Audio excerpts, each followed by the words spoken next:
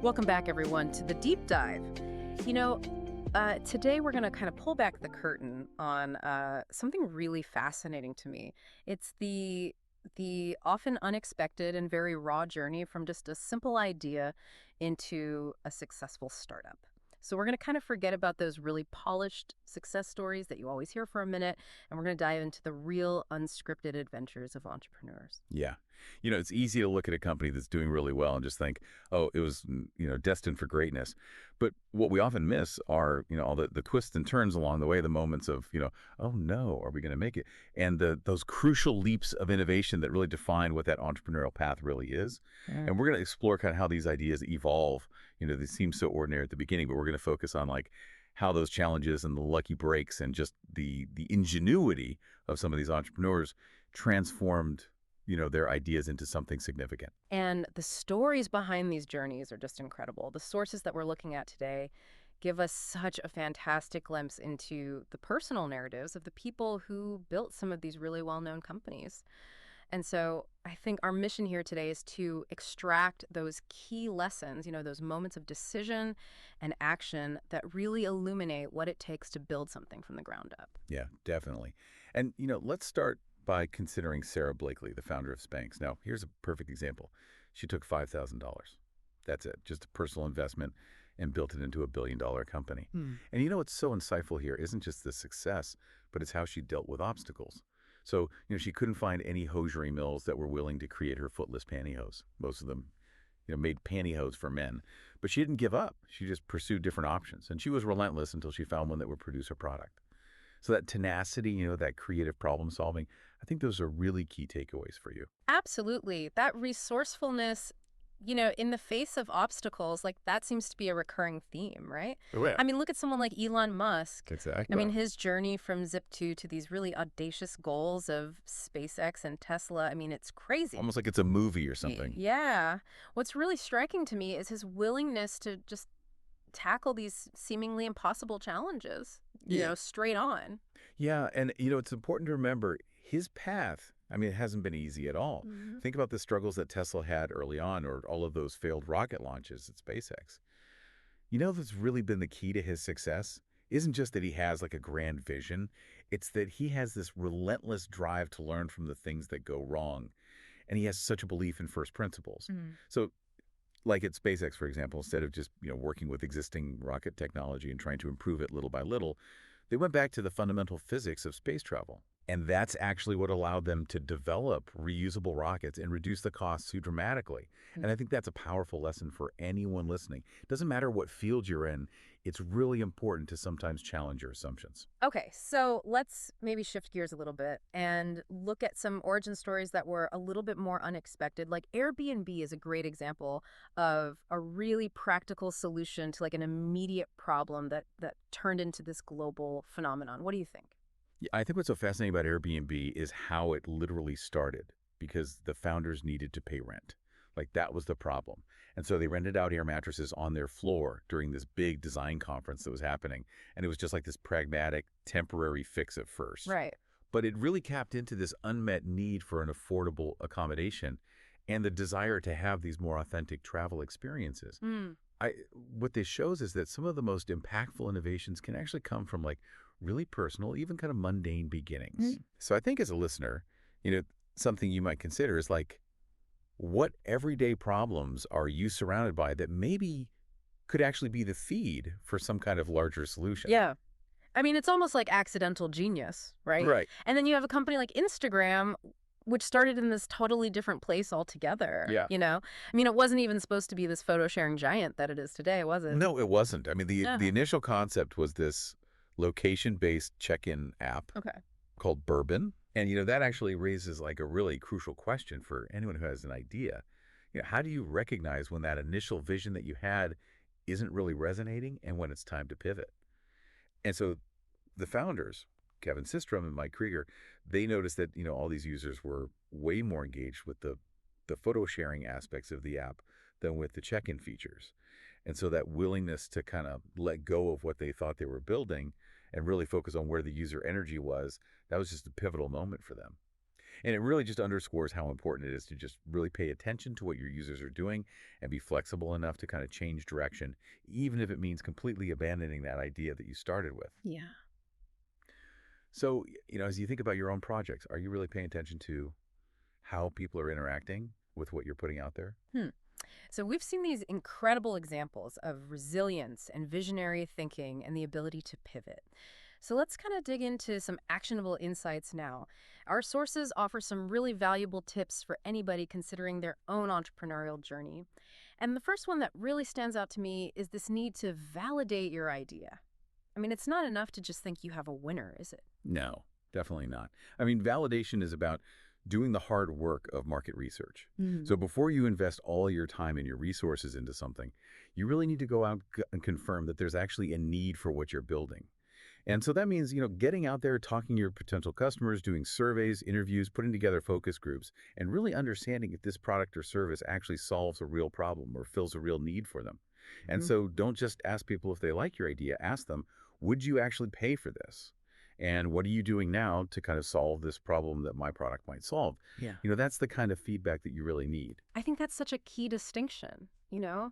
Liking an idea and being willing to pay for it, those are very different things. Very different. The next tip is about building a strong network. I think we've all heard this saying that it's not what you know, it's who you know. So, how does that actually translate into the startup world? Yeah, I mean, your network can be so valuable in giving you guidance and support and just making connections. Mentors, people who've been through this before, can offer you really incredible advice because they've been there. Yeah. And, maybe you have advisors with some specific expertise, Yeah. and they can really help you navigate like the legal side of things or finance or marketing. And even your peers, the other entrepreneurs that, they can give you emotional support and really be a great sounding board for your ideas. Hmm. So, these connections can open up so many doors to investors, partners, and new opportunities that you wouldn't have found on your own. So really, you're trying to build a community around your vision and tap into that collective wisdom. Yeah. And inevitably, in this process of building something new and challenging the status quo, you're going to encounter setbacks. And so the third expert tip kind of addresses this head on. Embrace failure. And that can be a tough pill to swallow, can't it? Oh, yeah. I mean, Yeah. nobody wants to hear that their idea is bad. But reframing that idea of failure is such an important part of the entrepreneurial mindset. So instead of looking at it as a complete defeat, you have to try and see it as just a really crucial learning opportunity. Because each setback that you encounter, it's really just data. It's insights into what didn't work and why it didn't work. And then you can actually use that information to make your strategy better and improve your business model. And ultimately, that information is going to bring you closer to success. So really think of it as, just kind of iterative learning. What's important is that you analyze what went wrong and you really get those lessons, and then you can pivot or you can persevere with that new knowledge. Mm. So, resilience is built on this ability to learn from and bounce back from your failures. Okay, so the fourth tip shifts the focus directly to the people that you're trying to serve. So this idea of focusing on customer experience, this seems really fundamental, but how can startups actually excel in this area? Yeah. So what's so insightful about this is that, in these early stages, you have such a great opportunity to connect with your customers at a really personal level. And so delivering exceptional value and service isn't just about having a good product. It's about making sure that every interaction a customer has with your company is positive and memorable. And that builds so much loyalty. It fosters these word of mouth referrals.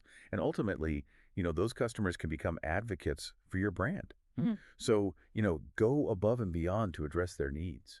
Actively seek out their feedback and really show your customers that you care about their satisfaction. In a really crowded marketplace, having that exceptional customer experience can make your company stand out. Okay, so the last expert tip that we have emphasizes that you have to stay agile. And in today's rapidly evolving world of tech and this crazy economic landscape, it feels like that's more important than ever. Oh, it is. You're absolutely right. The business environment's changing so rapidly. Yeah. It's all driven by these new technologies and, consumers are always changing what they like. And then you also have these really unexpected market disruptions. Right. So being agile means being ready to adapt quickly and change your strategies in response to these changes. So, this might involve tweaking your product based on what your customers are telling you or adjusting your marketing to try and reach some new audiences. It might even mean exploring new ways that your business could generate revenue. Hmm. Being rigid can kill a startup. So you have to be okay with uncertainty and be ready to pivot when you need to. And we Hmm. saw that with Instagram, right? Absolutely. So that's just another example of how important this is. Now, our sources also give us a couple of outside the box tips, and I Mhm. find these really interesting. So, the first one is to cultivate a growth mindset within your team. So, what does that actually look like when you're trying to build a company? Well, at its core, a growth mindset is the belief that your abilities and your intelligence can be developed through hard work. Hmm. You're not just stuck with what you've got. So, Yeah. in a startup environment, this means fostering a culture where everyone values learning and development, where challenges are seen as opportunities for growth instead of these like fixed obstacles. So, as a leader, you have to encourage experimentation, celebrate when people learn from their mistakes, and just give your team the support and the resources that they need to improve. A team that believes in its capacity to grow and adapt is going to be way more resilient and innovative, which is just crucial when you're in that unpredictable early stage. That makes perfect sense. A team that's constantly learning and evolving can handle all those ups and downs so much better.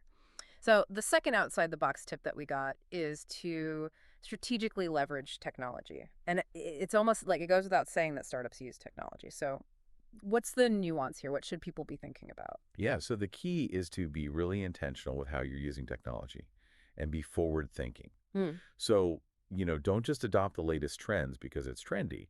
You need to really identify those technologies that are actually going to give you a competitive advantage. Okay. So maybe this means using AI-powered analytics to dig deeper into the data you're getting from your customers. Or maybe it means automating some of those tasks that you do over and over again to improve efficiency. Or, you could be leveraging some really innovative platforms to reach out to new markets. So, think strategically about how technology can really help you, not just support your operations, but actually help you grow and drive innovation. So, we've explored all these really inspiring journeys and we've extracted some incredibly valuable and really practical advice. So, if we had to kind of distill it all down to one central key takeaway from, this deep dive into the world of entrepreneurs, what would it be? I think ultimately the entrepreneurial journey is this dynamic and often unpredictable adventure. It takes a lot of courage to take that initial leap, and then you need to have that unwavering perseverance to deal with the challenges that come along. And you always have to be willing to learn and adapt along the way. And all of these stories that we've talked about today really highlight that, success isn't always a straight line. So by understanding what other people have gone through, their wins and their losses, I think aspiring founders or really anyone tackling a challenge can learn so much and gain this renewed sense of possibility. That's a really powerful way to summarize it. It's so true. Every entrepreneurial story is unique. But there are those fundamental principles, the resilience, the adaptability, and this constant focus on creating value. And those are the things that really underpin success. So, as we kind of bring this deep dive to a close, I want to encourage all of you listening out there to just take a moment to consider what your own aspirations are. Whether you have this amazing business idea that you're ready to launch, or maybe you just have this desire to create something new in your life. Just think about all the things that we talked about today. How might they apply to your journey, whatever that may be? And, I'll leave you with a final thought. We started this whole thing talking about Sarah Blakely's $5,000 investment, right? And how Airbnb started with just a few air mattresses on the floor. So consider what that initial spark of an idea can turn into. It doesn't matter how small it seems or insignificant. What is the potential for that to transform into something amazing? What kind of unexpected origins might the next huge innovation come from?